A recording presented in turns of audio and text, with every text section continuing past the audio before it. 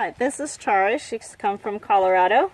She's spending 2 weeks with us working as a working student. And so we're going to talk about elbows today. So what happens is, as you can see, her elbows are pretty straight, and now she's locking them. Okay, there we go.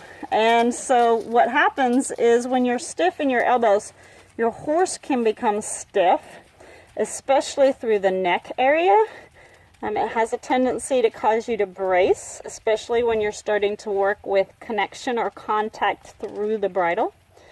So no matter what, we want to make sure that we're sitting up nice and tall and our lower back is down, meaning that she's connecting through her seat bones and her heel is lengthened. Now she's just going to bring her elbows back a little bit, and this is going to make her horse want to slow down, and that's why it's really important to have the lower back. So she's going to keep her lower back connected and just use a little bit of top of her calf to keep him walking, and keep the elbows back a little bit farther. And at first this is a little bit difficult. Okay, she's been working at it for 3 or 4 days now and is getting much better at keeping the connection. And as you can see now, the bit to the elbow, the line is a little bit straighter.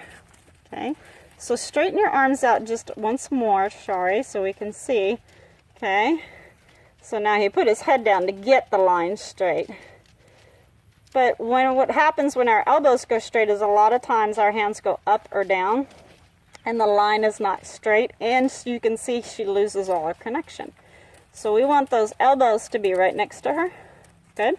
And now you can shorten your reins just a little bit to just get a little bit more contact. Good.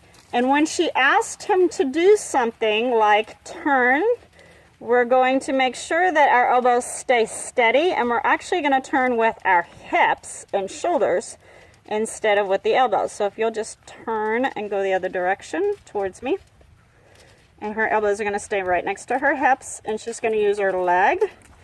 Ah, nice job. Good.